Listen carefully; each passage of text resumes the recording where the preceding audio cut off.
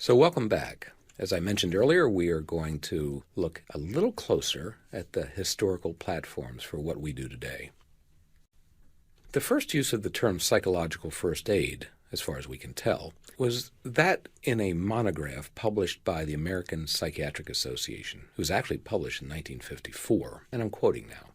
It says, "In all disasters, whether they result from forces of nature or from enemy attack, the people involved are subjected to stresses of a severity and quality not generally encountered.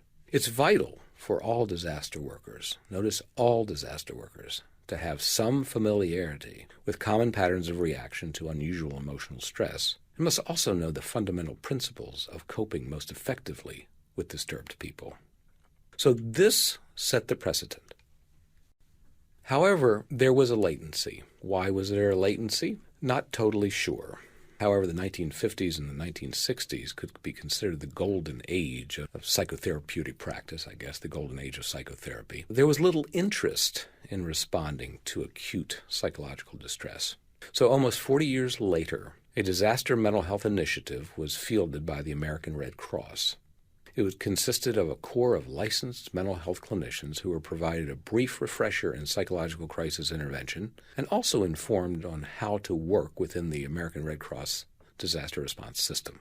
The first national deployment was August 1992 in response to Hurricane Andrew, which devastated South Florida. This deployment system worked well in most disasters.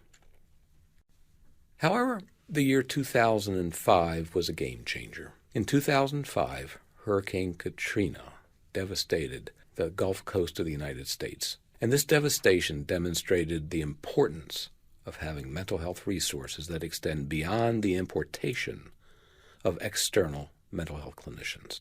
And this is the posture that we assumed here at Johns Hopkins, was that building community surge capacity needed to happen more internally than from external importation sources. The importance of building indigenous surveillance and acute intervention resources became obvious in the wake of Hurricane Katrina. In 2003, the Institute of Medicine had actually written, "A broad spectrum of professional responders is necessary to meet disaster-related psychological needs effectively.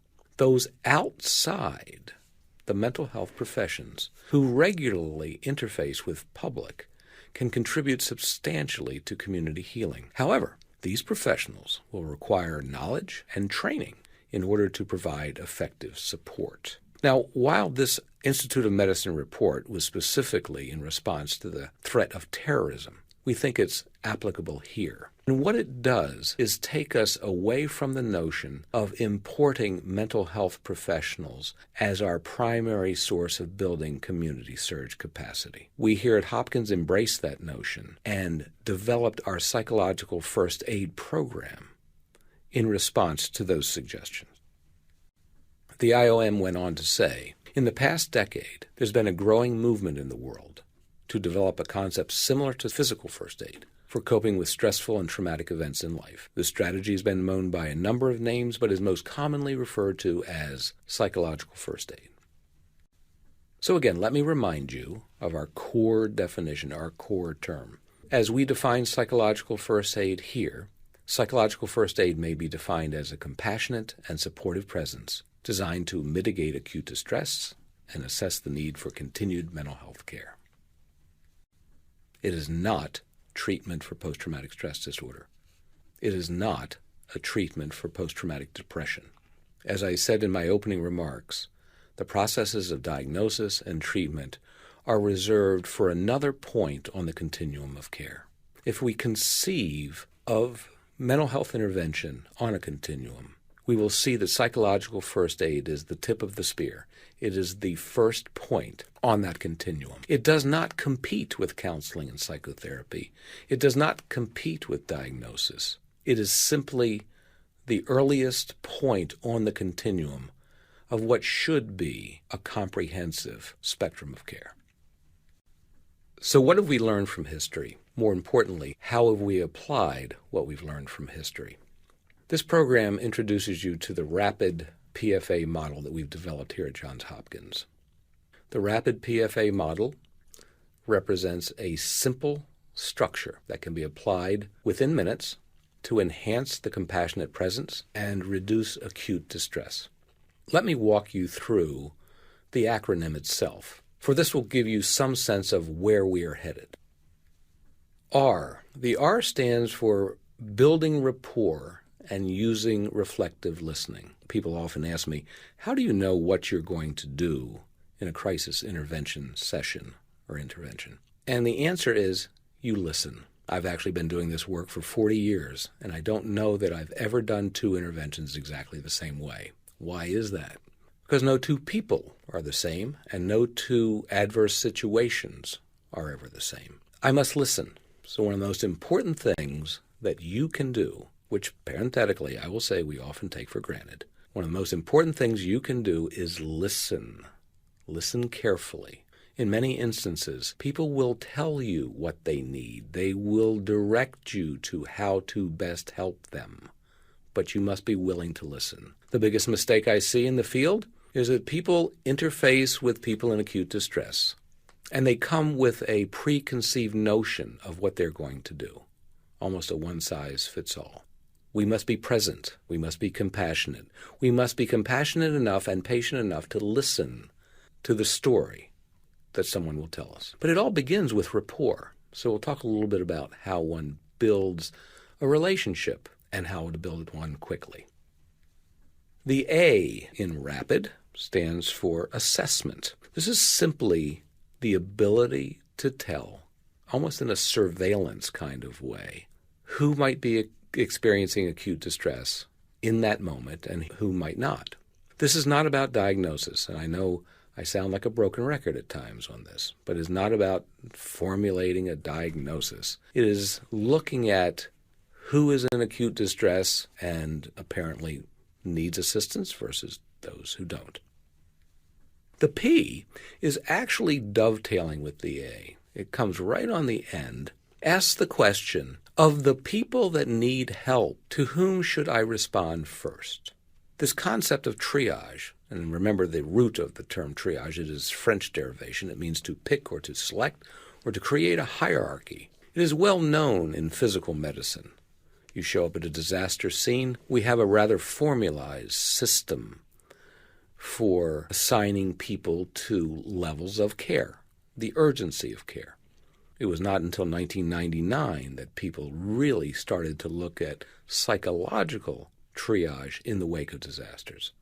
So this is a skill set that, especially if you've gone to school, even in mental health school, psychiatry, psychology, social work, counseling, if you went to school before the late 90s, this was a topic that was probably not introduced. So we build rapport. We listen to people. We assess their current needs. We ask ourselves, of those who need our assistance, who should be at the front of the line? The next point is, what do we do? Intervention, the I, really asks the question, what can I do now to offer some sense of stabilization, some sense of mitigation of acute distress? What can I do to help? So we will review certain intervention strategies, not therapy, but certain things that can, shall we say, take the sting out of acute adversity. Certain things, perhaps, that pave the way for the healing process. Lastly, disposition and follow-up. What does that mean? Well, let's go back and recap again. We've established rapport. We've established an acute relationship. We're listening to people. We're assessing the need for intervention. We are prioritizing those who we think do need acute care. We are doing something to stabilize those in most need of care, to mitigate their acute distress. And after we've applied these interventions, the next question is, how effective? What do I do now? I've done an intervention. What do I do now? Well, the question, what do I do now, is answered by observing the person you've just done the intervention with. How are they doing? Are they able to return to some level of productive functioning? If not, what do they need? Last but not least, psychological first aid should never be a one-off intervention. It should never be a one-time, good luck in life, pat on the back intervention. We always try to follow up. Now, realistically, this is not always possible. But if we can't follow up, perhaps we can provide a system or a mechanism by which follow-up can be applied. So I want to make this point very clear. Psychological first aid is not designed to be a once-only intervention. And again, keep in mind the continuum of care. Psychological first aid is simply the earliest point on that continuum that hopefully evolves into a process that meets all of the needs of those who survive adversity. When we come back, we're actually going to stroll through the RAPID. We'll analyze each, its strengths, its weaknesses, its components, and its context.